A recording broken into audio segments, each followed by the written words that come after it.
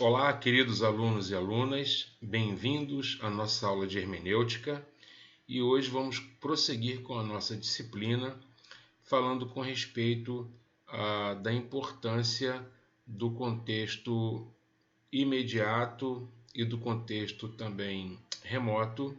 Vamos falar sobre conceitos interessantes como conotação e denotação da linguagem.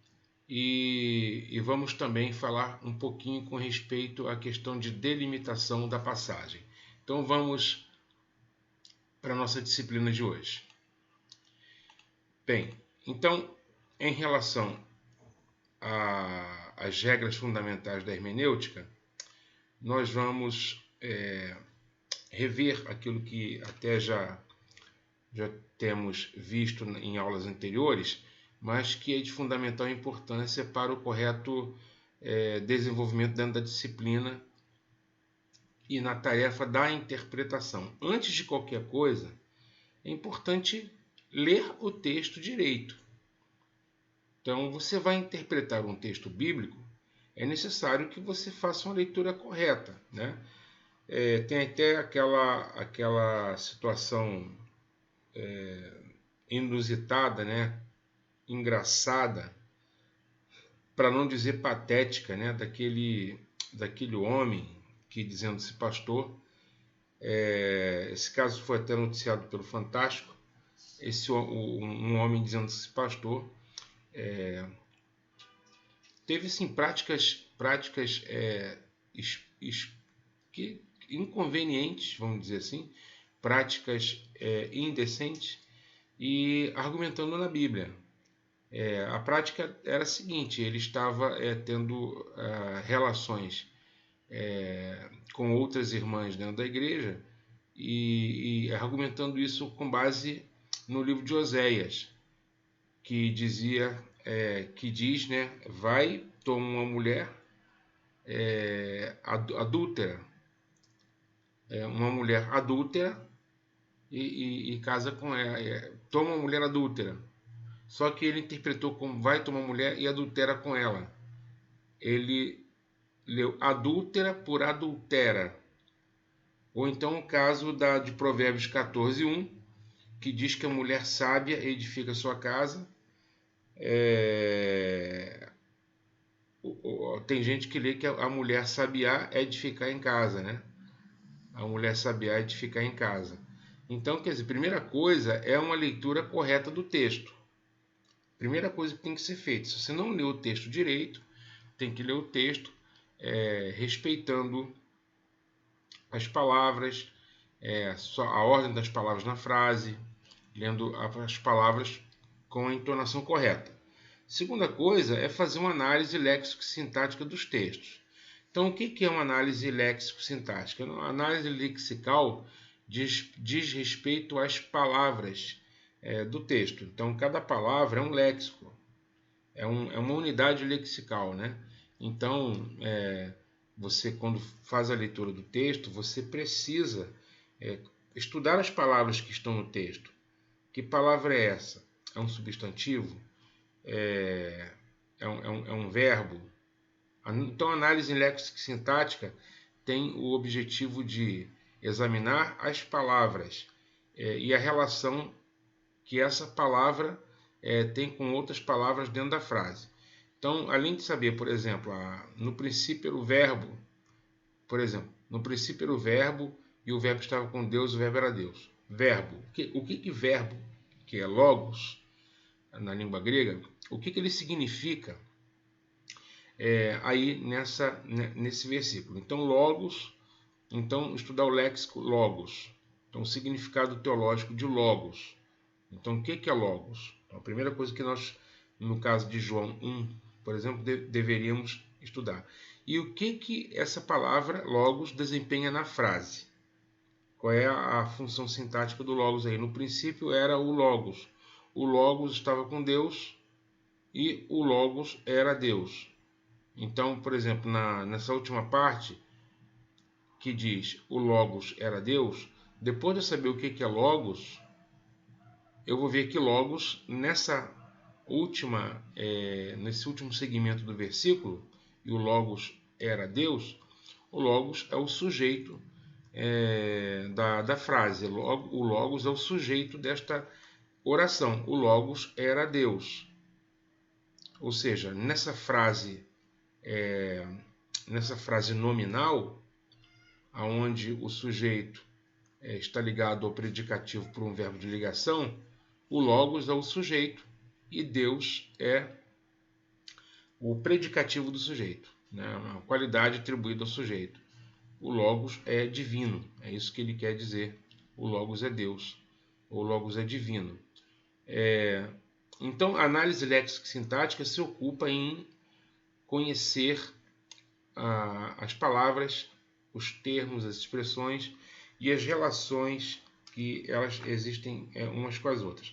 Tem um exemplo aqui em 2 Samuel capítulo 7, por exemplo, no versículos 7:1 e 7:5-6. Quero até ver esse texto aqui de 2 Samuel, no capítulo 7, no versículo 1. Abre esse texto aqui, ó.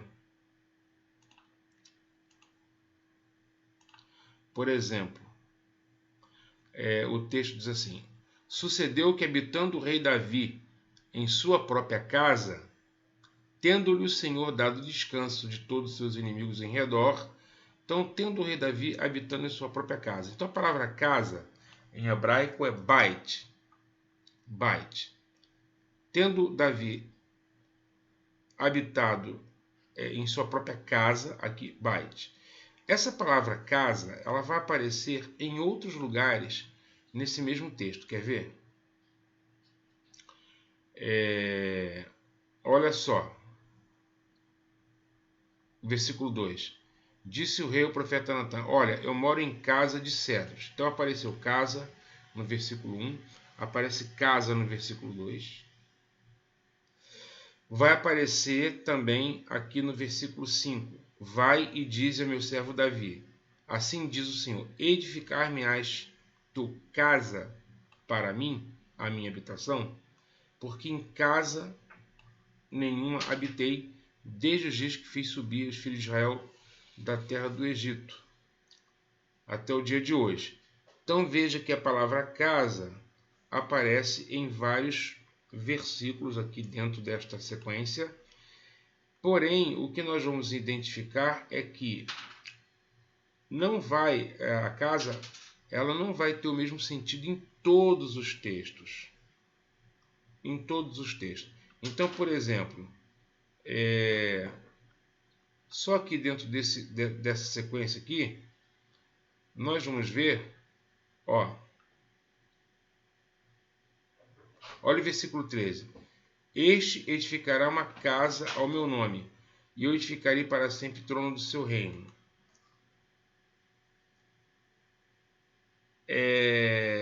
Aqui nós temos vários sentidos para casa. Olha o versículo 11.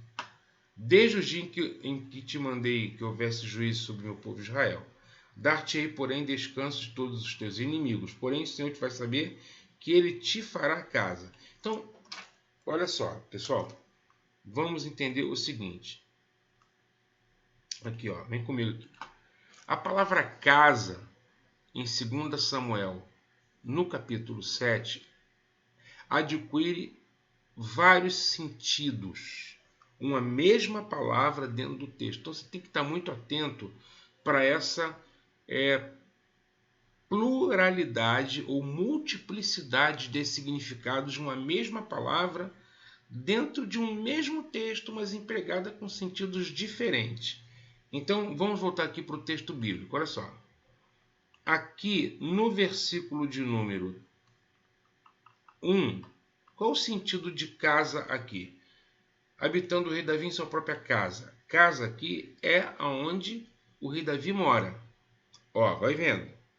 Davi habitava em sua própria casa. Davi quer...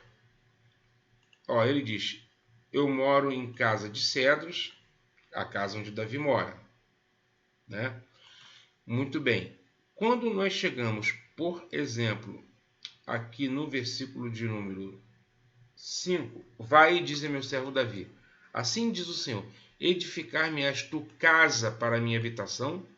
Aqui no caso, Davi, que morava numa casa de cedros, e a arca da aliança do Senhor habitava em tendas simples, enquanto Davi morava no palácio bem construído, né, com material de primeira linha. É dito que a arca do Senhor estava habitando em tendas. Então o que Davi queria? Davi queria construir um santuário, um templo para Deus. Um templo. E não uma tenda, mas um templo fixo e bem construído. Então o Senhor diz para o profeta Natã: vai e diz para o meu servo Davi: assim diz o Senhor, edificar-me-ás tu casa. Aqui casa já não é, um lugar para o homem habitar, mas é um templo para Deus habitar. Então, casa, aqui no versículo 6, também diz respeito a templo e santuário, porque a fala aqui é do Senhor Deus. Porque em casa nenhum habitei desde o dia em que fiz subir os filhos de Israel do Egito até o dia de hoje. Então, olha só a mutação de sentido do termo casa dentro desse texto. Quando nós chegamos no versículo de número... Vamos avançar aqui um pouquinho o texto, porque está aqui na frente. Olha aqui a diferença. No versículo de número 12, há uma promessa aqui do Senhor por meio do profeta para Davi. Olha: quando teus dias se cumprirem e descansares com os teus pais, então farei levantar depois de ti o teu descendente que procederá de ti, e estabelecerei seu reino. Este edificará uma casa ao meu nome, ou seja, casa aqui é santuário. Deus está dizendo, por intermédio do profeta para Davi, de que Davi, não vai construir um templo, casa aqui com sentido de templo, mas que quem vai construir esse templo ou essa casa é um descendente dele, que a tradição e a narrativa bíblica vai nos mostrar que nesse contexto aqui é Salomão, que vai edificar um templo para Deus, que é o templo de Salomão. Aqui, olha só que interessante, no versículo de número 13, está escrito assim: este edificará uma casa ao meu nome, e eu estabelecerei para sempre o seu reino. Agora olha o versículo de número 11. Desde o dia em que mandei juízes sobre o meu povo Israel, dar-te-eis, porém, descanso todos os teus inimigos, porém o Senhor te faz saber que ele, o Senhor, te fará casa. Casa aqui, pessoal, casa aqui, atenção, hein? Casa aqui no versículo 11 não é nem o lugar onde pessoas moram, onde, no caso, o rei Davi mora. Casa aí não é templo também. Casa aqui é dinastia. Ou seja, o Senhor te fará uma casa. O que ele quer dizer? O Senhor vai levantar a dinastia de Davi. Ele vai levantar, aqui nesse caso, ele vai estabelecer a dinastia davídica. Então, este é o sentido da palavra casa aqui nesse contexto. Não é interessante isso? É muito interessante. Quer dizer, nesse caso, o Senhor ele vai levantar uma dinastia real para o rei Davi. Então, casa nesse texto, em 2 Samuel, significa, número 1, lugar aonde alguém vive. Número 2, casa aqui significa santuário, templo. E casa significa dinastia. Então, por aí você já pode perceber a pluralidade de sentidos e de significados que um termo pode ter dentro de um mesmo contexto. Então, fica atento para entender o sentido que as palavras vão adquirindo. 3. Mudança de sentido, de um sentido denotativo para um sentido conotativo. Então, muitas vezes, você tem dentro de um texto uma palavra com um sentido e o texto ele vai tendo um sentido, de repente ele tem um sentido figurado. Isso acontece demais na Bíblia. E observar os hebraísmos, né? Os hebraísmos. Por exemplo, aqui no texto de Ruth, no capítulo 4, dentro dos exemplos aqui citados, o que nós podemos dizer aqui? Deixa eu abrir lá o texto. Porque Ruth, capítulo 4, versículo 8. Então, o texto diz assim, ó, Ruth 4, 8.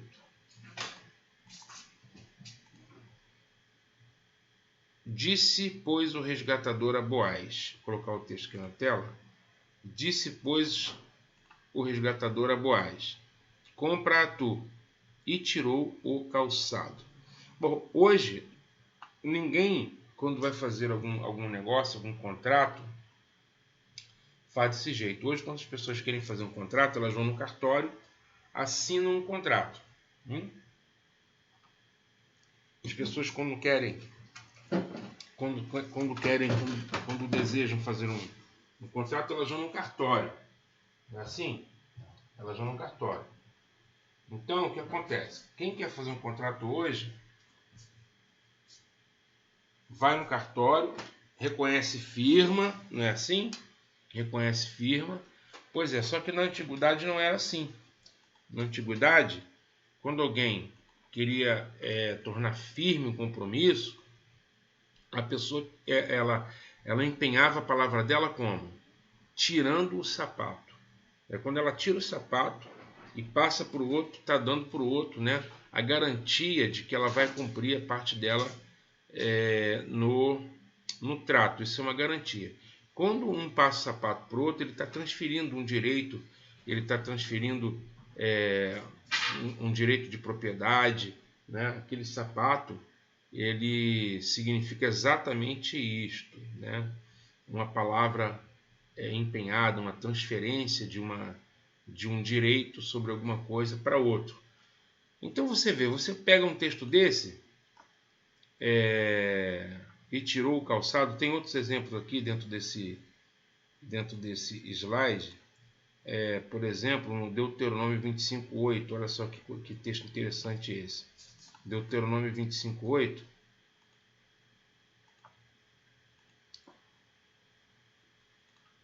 Olha lá. Peraí. Versículo 7 para a gente ver o contexto.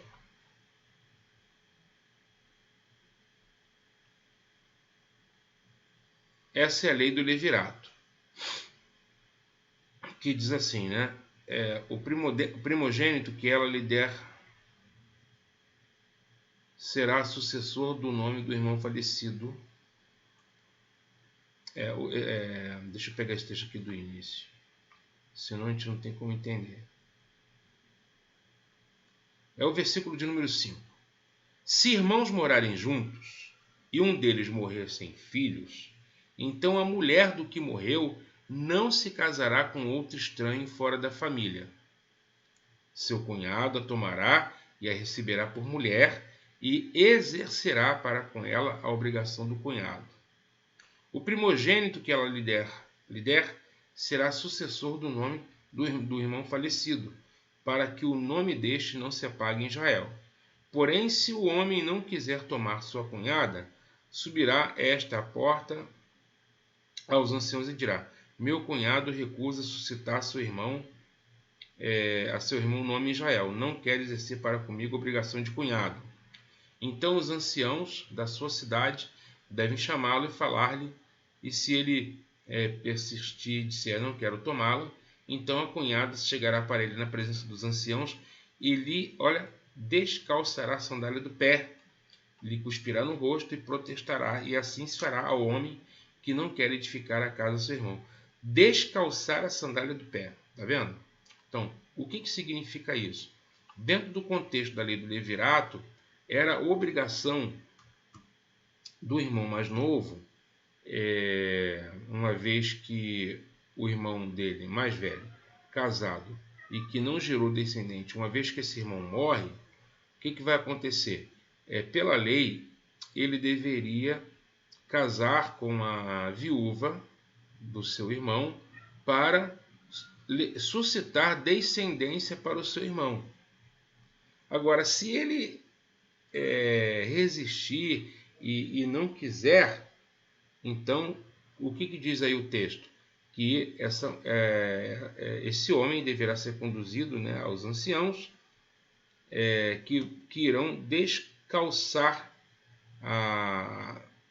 esse homem será descalçado, né? A sandália será retirada do seu pé. Ou seja, aquele direito aquele dever, melhor dizendo, que ele tinha para com aquela mulher, não é? Ele não cumpriu. Então ele vai ser descalçado, passando esse direito para outro, né? Outro fará isso. Isso é uma vergonha para aquele que se recusa a assim proceder. É uma vergonha. Então, ter a sandália do pé tirada, né, é uma grande vergonha. E olha só o que diz o texto no versículo 10. E o nome da sua casa se chamará em Israel, a casa do descalçado. Tá vendo? Olha que coisa interessante. Gente, isso aqui é uma questão completamente cultural, que muitas vezes não se entende. Isso aqui não tem nada a ver com o nosso tempo, é lógico, não tem nada a ver com a nossa época, mas está lá no texto, você lê, e se você não fizer uma correta interpretação, você nunca vai entender. Então tem que se considerar essas questões todas, né? Há que se considerar essas questões todas. Portanto, retomando aqui o que estávamos falando, eu dizia, primeiro, ler o texto direito. Uma leitura correta. Tudo começa por aí, o que há de mais básico na vida, né, de uma leitura, é uma leitura correta. Segundo, uma análise do texto, das suas palavras, né, da sintaxe do texto. Viu como o texto casa, ele muda de sentido, ele muda de significado dentro de um mesmo texto, dentro de uma mesma sessão, né? O diálogo de Natã com Davi, a palavra casa, ora tem a ver com a casa onde o rei mora, ora tem a ver com santuário e templo de Deus, e ora tem a ver com dinastia de governo, dinastia real, dinastia davídica. Observar a mudança do sentido denotativo para um sentido conotativo dentro de um mesmo texto, e também observar essas questões próprias da língua hebraica, da cultura hebraica. Isso é muito importante. Então, contexto para nós é muito importante. Contexto é tudo dentro da interpretação, né? Então, nós temos visto que existem vários tipos de contexto. Então, contexto inicial, que é o contexto do versículo que você quer compreender, contexto inicial. Nós temos aí o contexto histórico-literário, ao contexto imediato, ao contexto gramatical, ao contexto remoto e ao contexto remoto. Então, há muitos tipos de contextos diferentes que nós precisamos levar em consideração na hora de interpretar. Pessoal, contexto é constituído pela sequência de parágrafos que antecedem e precedem o texto. Contexto é o que está no entorno, o contexto é aquilo que está no entorno do texto. O que é contexto? É aquilo que envolve o texto, é o contexto.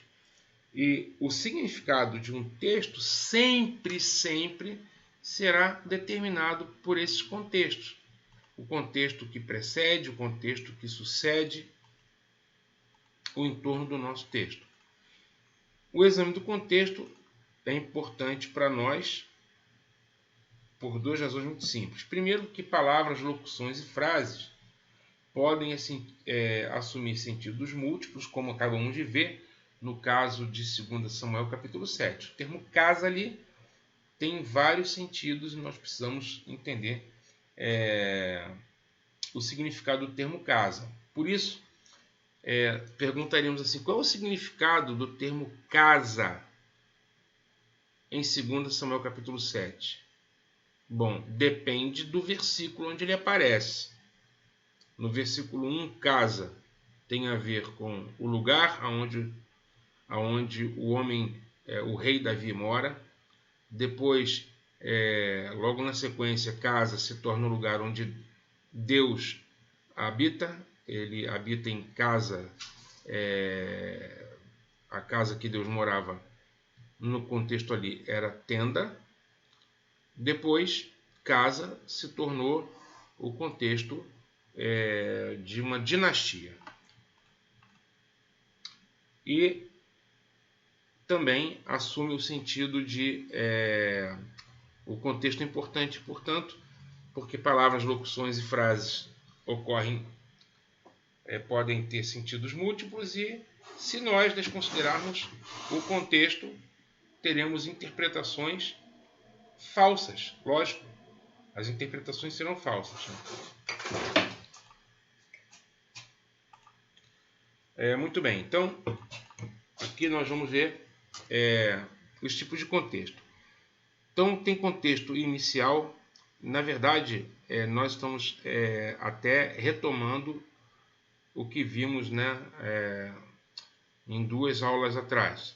Contexto inicial, contexto imediato, contexto remoto, contexto histórico-cultural, contexto literário e contexto gramatical. Veja a multiplicidade dos tipos de contexto. Então, o contexto inicial é a própria frase ou versículo, né, que você quer interpretar. O que é um contexto inicial? A frase ou o versículo que eu quero entender. Quando o apóstolo Paulo diz assim, posso todas as coisas naquele que me fortalece, qual é o contexto inicial ali da onde está escrito posso todas as coisas? Posso todas as coisas naquele que me fortalece. Esse é o contexto inicial. Mas qual é o contexto imediato? O contexto imediato é aquilo que imediatamente precede e imediatamente sucede. O contexto imediato ali é a própria perícope. É aquilo que imediatamente sucede e que imediatamente precede. Se você ler Filipenses 4,13, tá?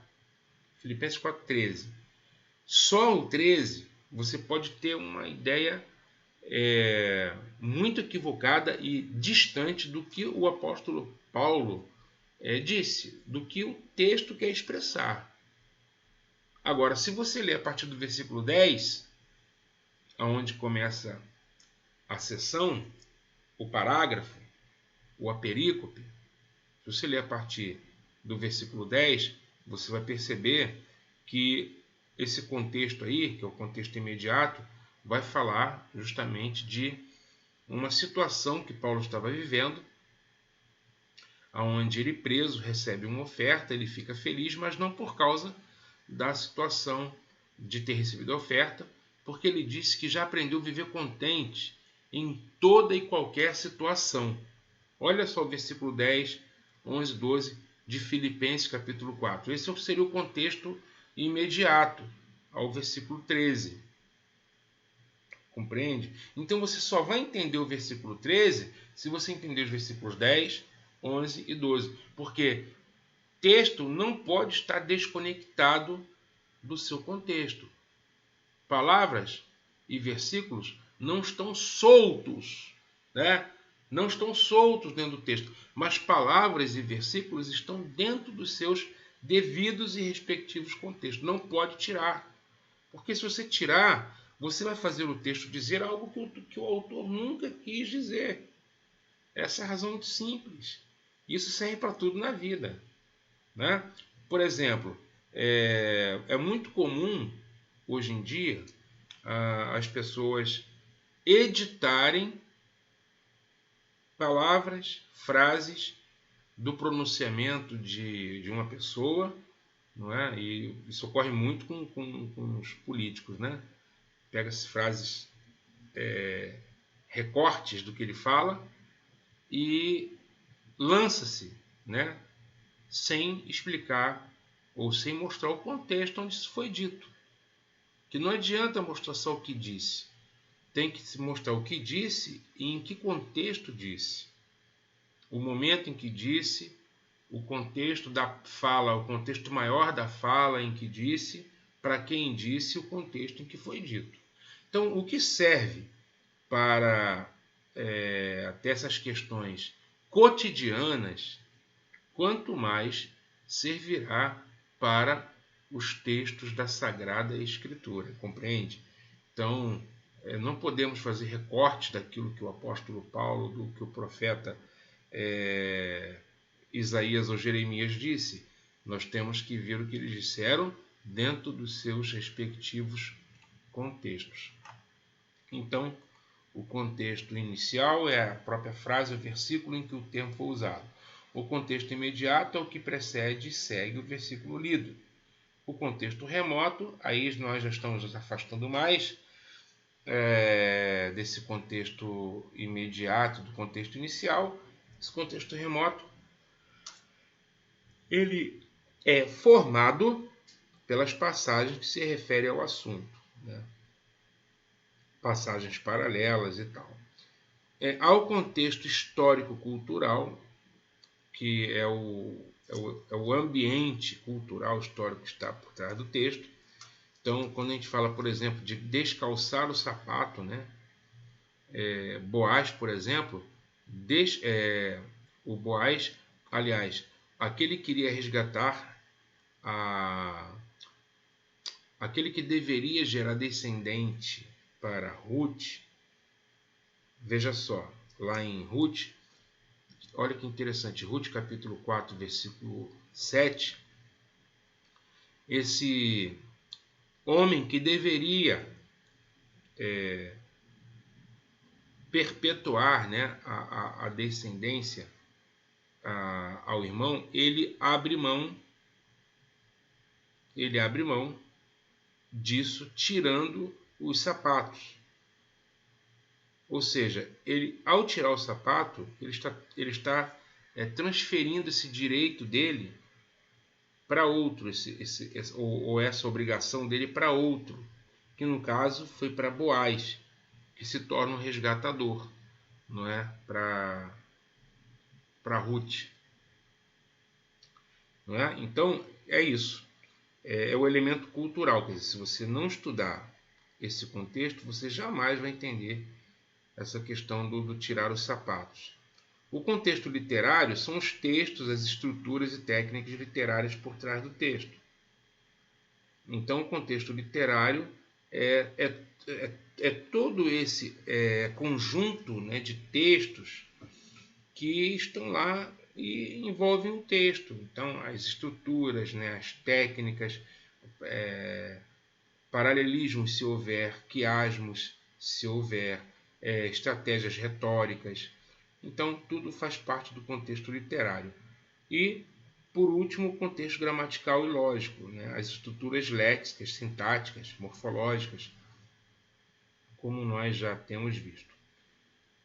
Nunca é demais insistir, prezados alunos e alunas, que a exata extensão da delimitação do texto é uma condição sine qua non fundamental para uma compreensão perspicaz das unidades que acompanham. Quer dizer, para isso, nós temos que entender esse conceito de delimitação textual. O que é uma delimitação textual? É sabermos aonde o texto começa efetivamente e onde ele conclui-se, é concluído. Aonde ele começa, aonde o texto termina. Aonde o texto começa, aonde ele termina. Isso é delimitação. E as diversas versões, elas têm marcas editoriais, que nos ajudam a saber aonde um texto começa, onde ele termina. É claro que o ideal é você aprender a delimitar o que você ainda vai aprender. Mas, enquanto você não aprende a como delimitar, você precisa entender que existem marcas editoriais feitas pelas versões, algumas, né, pelo menos, para que você possa entender aonde o texto começa, onde o texto termina. Normalmente vem por negrito, vem por uma parágrafos que começam, né, com uma linha um recuo, com uma indentação no texto, um recuo, ou mesmo com um negrito, a primeira letra em negrito. Então, saber a exata delimitação é fundamental. Segundo lugar, é importante determinar as integridades lógicas que subjazem uma compreensão dos movimentos sucessivos do texto, no decorrer dos quais abandono ultrapassa as teses ligadas umas às outras numa ordem racional. Perceber como que o texto vai desenvolvendo o tema, o assunto, e quando que esse assunto ele muda, e aí muda a própria delimitação do texto. Olha só o item 3. A delimitação dos textos auxilia na determinação do conteúdo, de modo que o analista é capaz de saber se as unidades são congruentes e perfeitamente unidas, ou se verifica uma elisão de ideias e conceitos cuja estrutura dificulta a claridade do texto, o chamado contexto irregular. É saber se esse texto ele é desenvolvido de maneira fluente, se ele segue uma coerência, né? Então é importante demais nós delimitarmos o texto. Ora, então você tem aí o texto que você quer entender, né? Que é o contexto imediato, está no versículo. Você precisa encontrar qual é a delimitação desse texto, onde esse versículo, onde o texto ao qual esse versículo pertence, onde ele começa, onde ele termina. Então você tem o versículo e você tem o entorno desse versículo. Então o Isaías 1:11, que diz lá: de que me serve a minha multidão dos vossos sacrifícios, né? Está no versículo 1-11. Então o texto que precede está no versículo 1-9 e o texto que sucede está nos versículos 18-31. Então você tem parágrafo que vem antes e tem um parágrafo que vem depois. Ou seja, o versículo 11 ele está dentro do parágrafo do versículo 10 ao 17. Então olha que interessante aqui. O versículo Isaías 1:11 pertence ao parágrafo que começa no versículo 10 e vai até o versículo 17. Então, a perícope que pertence a Isaías 1:11 começa no versículo 10 e vai até o versículo 17. Esta perícope ou parágrafo, o que é uma perícope? Perícope é uma unidade textual, é a menor unidade textual com sentido completo. Ok? Perícope é a menor unidade textual com sentido completo. Então, os versículos que precedem essa perícope, que vai do versículo 10 ao 17, inicia no versículo 9 e vai até o versículo 1 e vai até o versículo 9. E a perícope ou parágrafo que sucede vai do versículo 18 até o versículo 31. Então você tem aqui, veja só, o texto que é o Isaías 1:11, que está escrito: de que me serve a multidão dos vossos sacrifícios?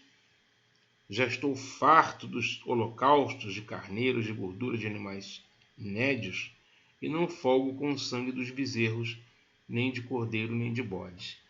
Então, é uma palavra em que o Senhor está rejeitando o sacrifício de Israel, as ofertas do culto, né, do sacrifício. Está no versículo 11. O contexto está todo aqui, do versículo 10 ao versículo 17, que é o contexto imediato que está na perícope, ou no parágrafo. Agora, os parágrafos que precedem, olha aí, é o 4-9, e o parágrafo que sucede é o parágrafo que vai do 18, é a sequência que vai do 18 ao 31, que por sua vez também é dividido em seções menores. É por isso que você só tem condição de entender o versículo 11 dentro do versículo 10 ao 17. que por sua vez também tem conexão com os parágrafos que precedem e com os parágrafos que sucedem. Por isso que é importante uma leitura contextual, né? Então você tem aí, por exemplo, em Isaías 1, nesse capítulo 1, uma série de temas que estão vinculados, que estão conectados uns com os outros, que precisam ser vistos em conjunto. Então essa leitura de texto, queridos, prestem atenção, a leitura de texto no estilo caixinha de promessas não convém jamais a um leitor sério da Bíblia, né? Não se pode ler a Bíblia no estilo caixinhas de promessas, onde se tira um versículo, né, de maneira aleatória, no estilo roleta russa. Não pode. Tem que ler os textos dentro dos seus devidos contextos. Bem, então, aqui em Isaías 1, você vê uma série de parágrafos que estão no entorno do parágrafo 10 ao 17. Muito bem. Então, veja só. Você tem aqui, no versículo 1 é o título. No versículo 3, a queixa do Senhor contra Israel que não o conhece. Esse texto ele começa até de uma maneira interessante, né? O Senhor diz assim: o boi conhece o seu possuidor, né? O jumento, até um jumento conhece o seu próprio dono. Mas aí o Senhor diz: mas Israel não me conhece. Quer dizer, quando o Senhor compara o boi e o jumento com Israel, ele diz: olha, o boi e o jumento estão em condições melhores do que meu povo. Por quê? Até o boi conhece o dono o seu próprio dono, o seu possuidor. Mas o meu povo não me conhece. Olha que queixa interessante essa, né? O povo de Deus está pior do que os jumentos, né? Porque o jumento tem esse nome, mas conhece o seu dono. Mas Israel não tem conhecimento de Deus. Aí ele diz lá nos versículos 4 a 9, a descrição do estado espiritual de Israel, que é um estado de apostasia. No versículo 10 a 11, a 10 a 17, ele vai condenar o culto. Então você começa a entender como que se manifesta a falta de conhecimento de Deus.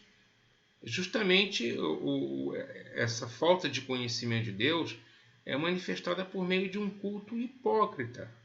Então, quer dizer, apesar de oferecer sacrifícios a Deus no santuário, é um povo que vive completamente afastado, não conhece o seu Deus, mas está oferecendo sacrifícios.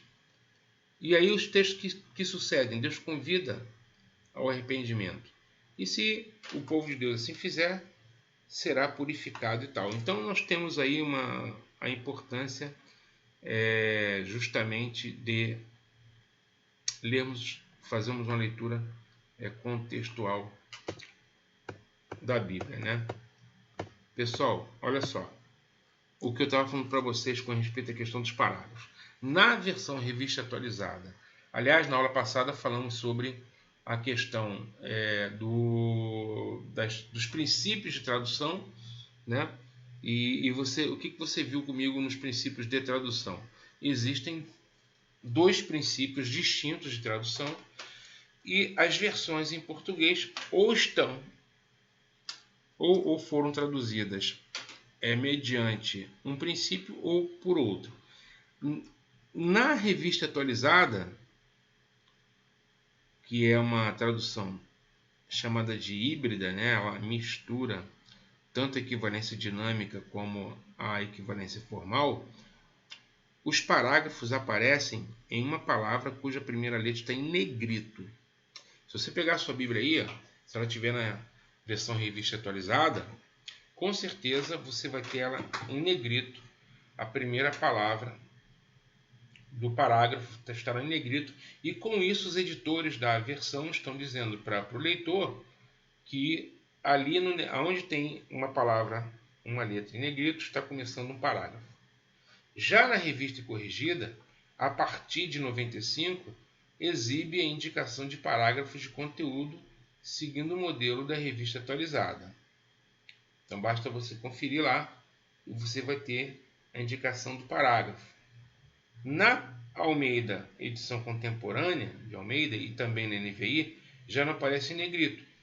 Ao contrário, o início do parágrafo estão indentados. Há um recuo ali, enquanto os versículos correspondem ao mesmo, seguem as linhas contínuas. E a Bíblia Viva divide os parágrafos em blocos contínuos, cada parágrafo é antecedido pelos números dos versículos. Então é importante que você perceba, olhe para a sua Bíblia e procura ver como que os editores procuram sugerir para o leitor aonde aquele texto começa, né? O início do parágrafo, o início da perícope e até onde ela vai.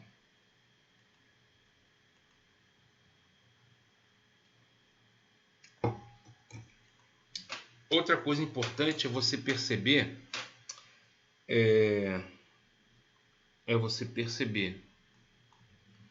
no texto,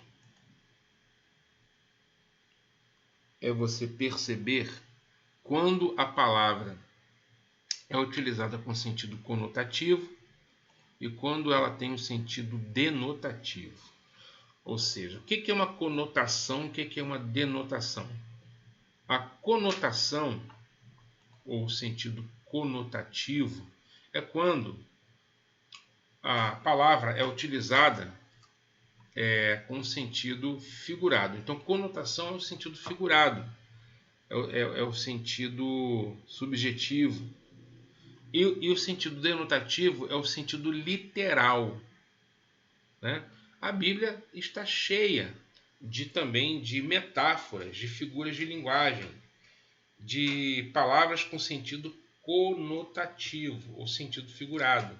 Ou seja, quando há uma conotação, um sentido conotativo, aquela palavra não pode ser entendida com sentido literal. Esse é o problema de não fazer uma interpretação do texto. A leitura fundamentalista ela é um tipo de leitura que dispensa a mediação da hermenêutica, ela dispensa uma interpretação. E há um grande perigo em fazer uma leitura fundamentalista do texto ou literalista do texto. Nós precisamos interpretar o texto. Eu entendo que uma leitura fundamentalista ou literalista é uma leitura que não se prima por uma hermenêutica, por uma interpretação daquele texto. Então procura-se trazer o texto tal qual está escrito e fazer uma aplicação direta para o tempo do leitor, sem uma interpretação. Então você imagina se hoje alguém resolve tirar o sapato do pé e passar para o outro como uma prova de que está empenhando a palavra. Quer dizer, isso aí é uma coisa inadmissível no nosso tempo. Mas uma leitura fundamentalista, literalista, interpretaria desse jeito, que se deve fazer desse jeito. Isso é uma questão cultural. E na questão das palavras, da denotação e da conotação? Por exemplo, olha só. Jesus fala em Mateus 10:34. Não vim trazer paz à terra, mas vim trazer espada. Alguém poderia utilizar esse texto e dizer que Jesus veio promover, né, uma política armamentista para o povo. Bom, Jesus veio trazer espada, significa que ele veio armar, né, a população, que ele veio trazer instrumentos de guerra. Mas não é isso que o texto está dizendo. O texto está dizendo que ele veio trazer conflitos, né? Quem recebe a palavra do Evangelho, com certeza vai passar por situações de conflito, muitas vezes dentro da sua própria casa. É nesse sentido que ele veio trazer espada, porque quando alguém assume o Evangelho, a fé em Jesus, essa pessoa deve estar consciente de que ela vai enfrentar hostilidade, ela vai enfrentar obstáculos, ela vai enfrentar resistências à sua fé, ela será perseguida. Então, muitas vezes, dentro da própria casa, os que vão perseguir o cristão são os que estão mais próximos a ele. É nesse sentido que ele veio trazer espada, né? E em Mateus 16, 17, está dito lá que não foi carne e sangue quem revelou para Pedro que Jesus é o Cristo. Então, bem-aventurado és, Simão, porque não foi carne nem sangue quem te revelou. O que ele quer dizer com carne e sangue? É literalmente carne, né? Não foi nem alcatra e nem o contrafilé quem te revelaram.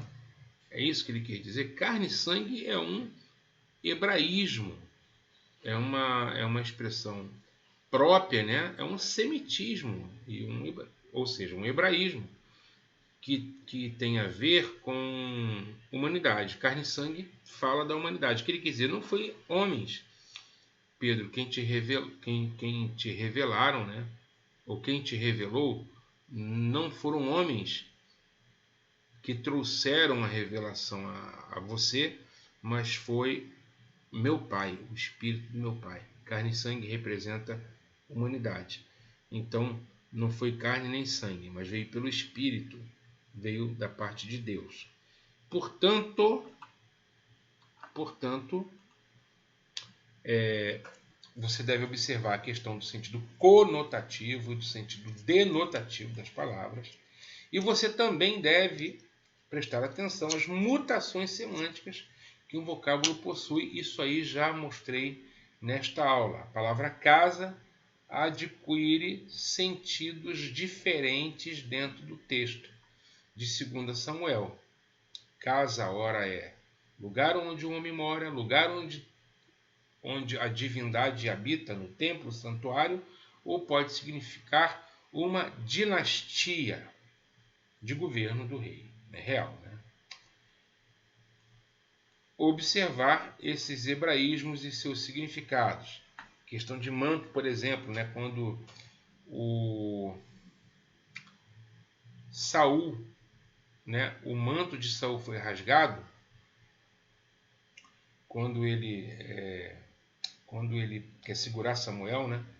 O texto, a narrativa diz que rasga o manto de Saul, e o Samuel diz: hoje foi rasgado o teu reino. Manto aí, né? No sentido da autoridade de governo, o manto, né? Então isso aí é um uso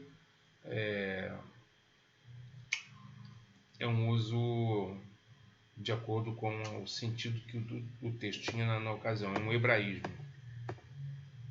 Bem, já vimos sobre a questão da exegese e da exegese. Exegese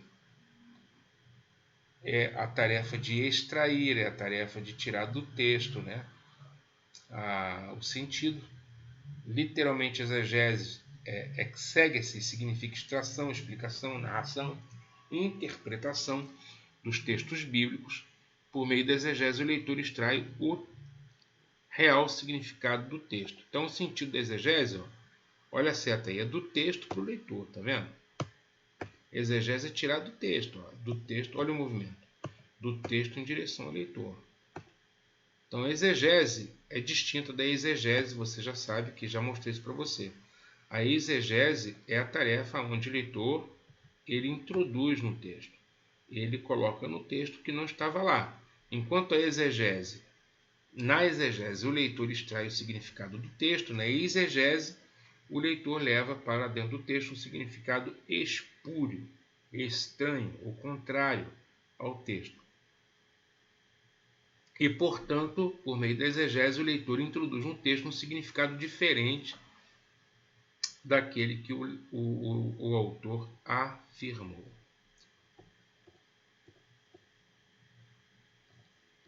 Bom, pessoal, a gente já viu essa questão das implicações da exegese, né?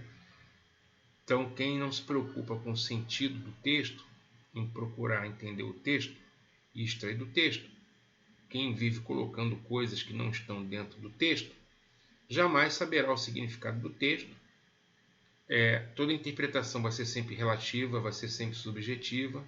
O sentido das palavras será desconstruído e não serão necessárias regras de interpretação. Então, para que estudar hermenêutica, né? E para que estudar exegese? E para que estudar a exegese se a pessoa vive fazendo exegese? Não vai levar em consideração as regras de interpretação. Então, é uma coisa que deve ser evitada a todo e qualquer custo, né? Mas, infelizmente, é uma prática muito corriqueira em diversos arraiais. Então, como evitar a exegese? Primeiro, não force o texto a dizer o que ele não afirma, não abandone o contexto histórico-gramatical e nem tampouco o contexto literário. Não coloque as revelações acima do texto. O Senhor me mostrou. Tem tanta gente dizendo isso, né? O Senhor me mostrou. Mas não é o que está no texto. Então, a revelação está no texto, né, pessoal? A fonte segura da revelação está no texto. E não naquilo, nos subjetivismos, né, do homem. E não ignore a forma como a linguagem é usada na Bíblia. Está esse quadro que ilustra direitinho, né, a diferença entre exegese e exegese. Enquanto a exegese extrai, a exegese acrescenta. Bem, a exegese é um processo de leitura, aprendizado e compreensão dirigidos metodologicamente, cujo objetivo é realizar um inventário das dimensões históricas e teológicas do texto. Fazer exegese, pessoal, é uma tarefa, que vamos dizer assim, trabalhosa, mas cujos frutos são extraordinários, porque você vai entender um texto que está distante de você no tempo, no espaço, na língua, um texto que foi escrito em outra época, em outra cultura, mas a exegese nos aproxima desses contextos todos e nos leva a entendê-los. Então os frutos são grandes quando nós fazemos a exegese. Quando nós fazemos a exegese. Bem,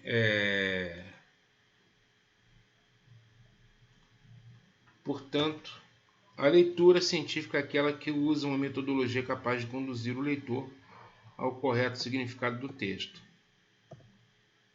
Leitura científica é uma leitura objetiva. É uma leitura que usa de metodologia. Tem que ter método, né?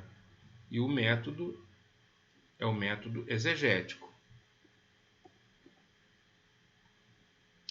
Quais são os 11 meios para nós estudarmos corretamente a Escritura? Primeiro, inicie a leitura da Bíblia com oração, fé e reverência, né? Isso é o que se espera de alguém que seja da fé.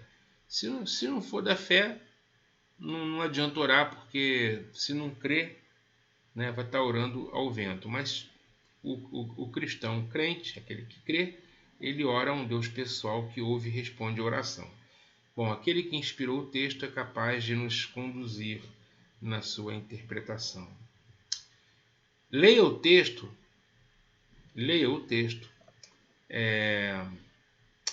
em pelo menos umas 4 versões diferentes. Eu costumo sempre dizer para todos os meus alunos, e vou dizer para vocês também, que são meus alunos nessa disciplina.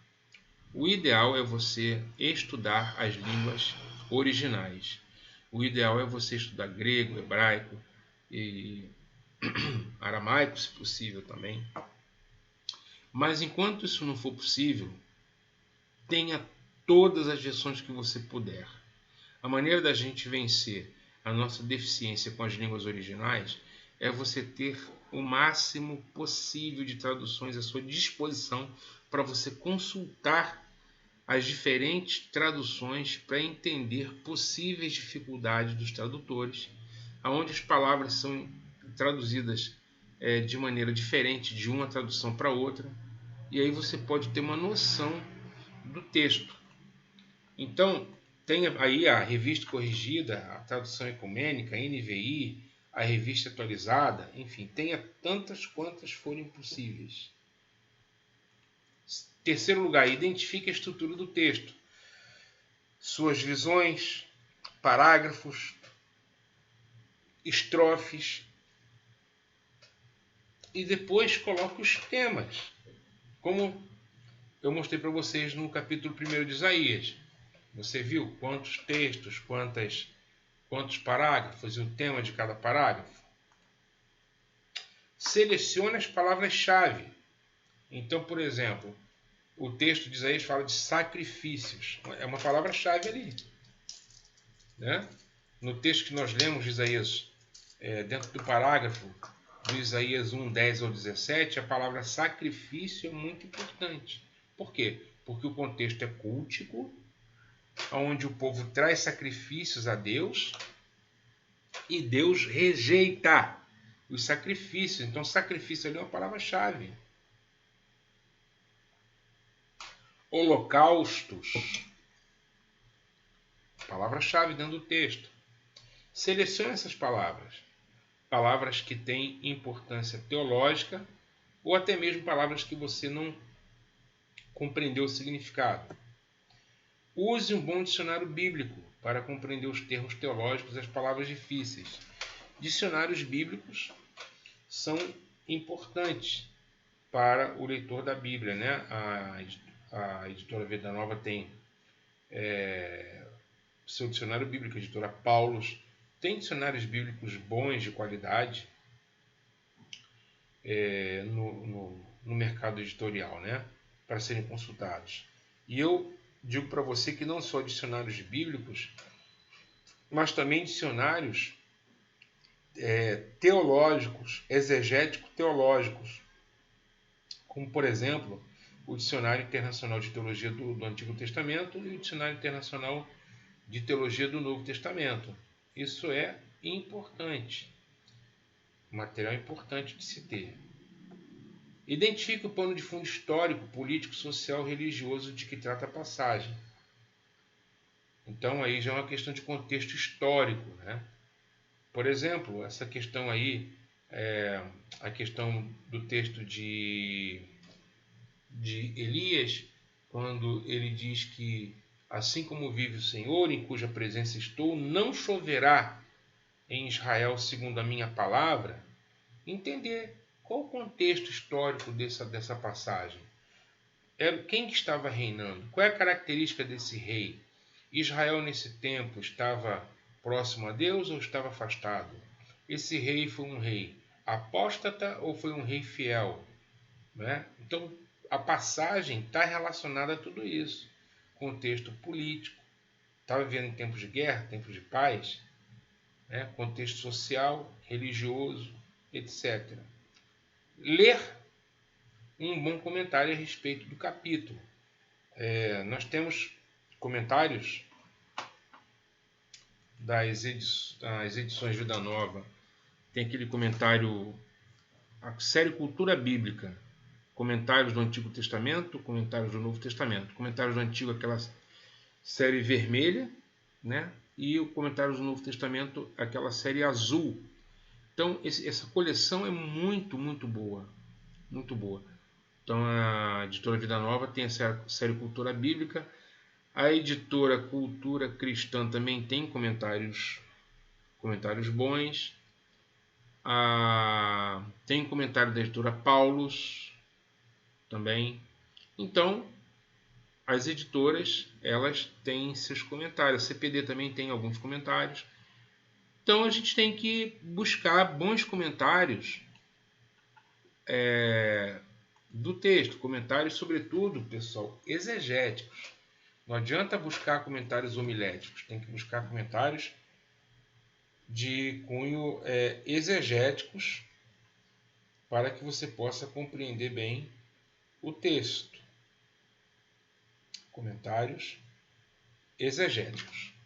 Identifique a seção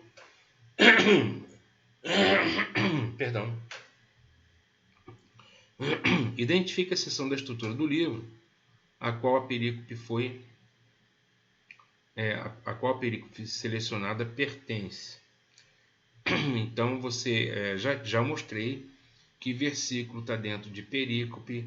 Perícope está ligada com outras perícopes, ou seja, outros parágrafos, formando seções maiores. Então procura ver como que aquele texto se encaixa dentro de um contexto maior. Medita a respeito de tudo isso e tome nota das ideias. Pergunte sempre a respeito de como essa passagem pode ser interpretada em nossos dias atuais.